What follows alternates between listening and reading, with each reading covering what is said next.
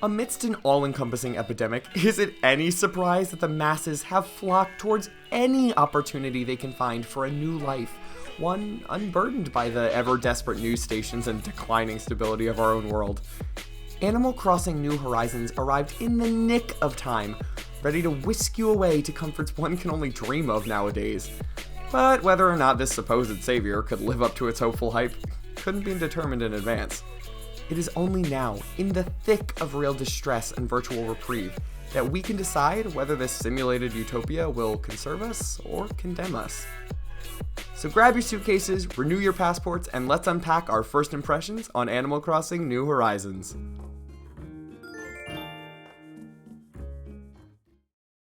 Before we begin, I do feel obligated to point out that, surprise, this will in fact spoil the events of the game's first week.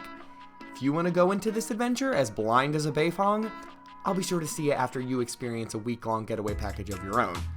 But for now, we'll assume you had the common sense not to click on something you didn't want to have spoiled, and move right along with our thoughts. We may say all we want that we don't judge a book by its cover, but if that were true, no book would ever even need a cover. Dating apps like Tinder, where you only get a filtered glimpse into someone's life, yeah, they wouldn't have 50 million users worldwide. There's nothing wrong with appreciating aesthetics, especially not when a presentation looks this good. Companies often come out swinging nowadays, knowing that they're competing with titles that treat their games as experiments in pseudo-realism or as canvases to paint their artistic masterpieces on. They need to hit a home run in the presentation department should they have any hope of catching the public's eye. Nintendo, however, decided to shelve their bats and stepped up to the plate with a hammer in hand. And man, what a grand slam they made. The trees, the islands, the waves, the sheer breadth of the new and very much improved museum. It is a modern-day marvel, and it soothes many a weary eye whenever they walk out of their troubled lives and back into their tropical paradise. But the beauty isn't found only in breathtaking sunsets or grandiose structures. It's located in every niche and crevice, tucked lovingly into unexpected places where most eyes would overlook. It's in the threads of Lolly's sweater. It's in the fur on Nook's head. It's in the bottled messages, the starlit skies, the folds of the stationery. This is not meant simply to wow a wider audience. It is a love letter, hand-scrawled by every developer to the fans who share their humble pleasures. And speaking of letters, the writing deserves mention as well. If you're a longtime fan like me, you've likely felt dissatisfied with the writing quality of the series' most recent entries. Having shied away from Population Growing's admittedly unfiltered conversational style, New Leaf's villagers had been reduced to little more than cardboard cutouts of once great figures. You know, like those posters of Harry Styles and the Jonas Brothers every girl had in their middle school bedroom. Cute, but never quite as charming as the original. Not to mention, they couldn't keep up a conversation half as well as the real deal. New Horizons, however, ushered in a fresh breath of creativity to daily conversations. Be it in speaking with your residents or with the Master Raccoon himself, each exchange leaves its participants with an unexpected smile. While not containing any true depth to their characters, as expected of the series and its adolescent demographic, each of your neighbors will be sure to delight, amuse, enrage, or confuse you. But the fact that you feel strongly towards them at all, yes, even disgust, I'm looking at you, Canberra, means that Nintendo has done their job. Love them or hate them, these inhabitants have finally gotten their groove back. While the dialogue has undoubtedly improved, I do want to note that the descriptions seem to have considerably declined in quality. The puns, while always groan-worthy, aren't even worth rolling your eyes at anymore. But to give the developers the benefit of the doubt, they've had to make puns for the exact same animals for 5 games now. How they have anything left to say baffles me. Thankfully, the act of catching these critters, along with the abundance of other activities jam-packed into this game, more than makes up for their lackluster comedy. From furniture crafting, to fruit picking, to fish wrangling, Nintendo knew that a deserted island would need to provide plenty of entertainment, lest its most recent settlers catch the next ship back to the city folk.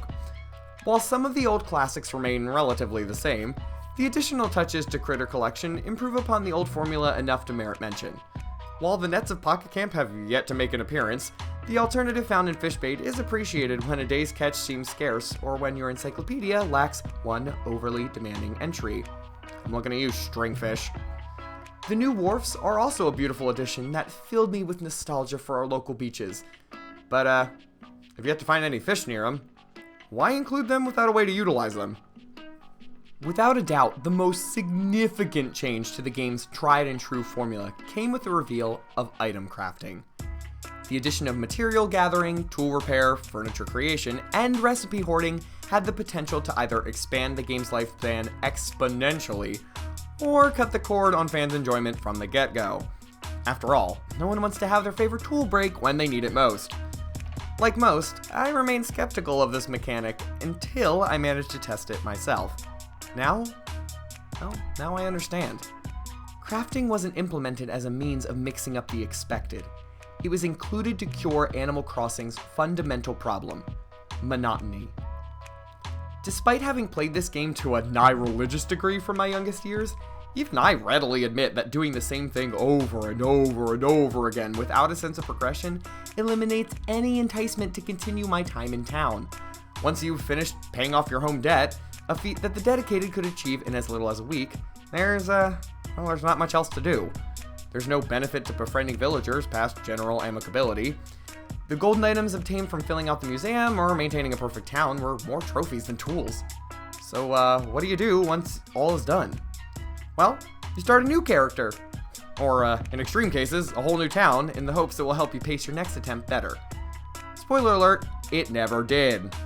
New Horizons recognized that there was no sense of consistent but gradual progression, and it aimed to keep their players invested for the long haul instead of for the short term.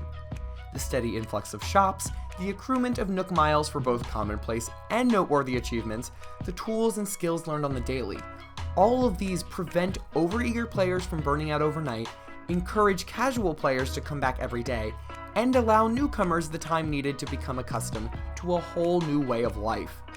This innovative format incentivizes continual interaction with this world, and it allows Nintendo to expand upon that world in the future, as they've already announced they plan to do with new holidays, collectibles, and visitors at the very least. This is a new venture that plans to evolve alongside you, instead of inviting you into a pre-established community you now need to find a niche within.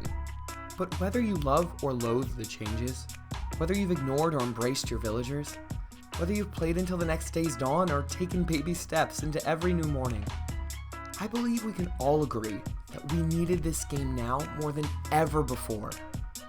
With the world in its current state of uncertainty, having someplace steady, someplace that advances instead of declines, someplace that allows us to feel as though we can make an impact instead of remaining helpless, is of the utmost importance. Regardless of our delight or displeasure over this game's earliest days, let us all remember to treasure the intangible community it has made when physical gatherings are otherwise prohibited, and remain optimistic about what could still be to come. There's a beautiful new world awaiting us, right inside of our Switches. You ready to set sail for New Horizons? If so, I'll meet you there.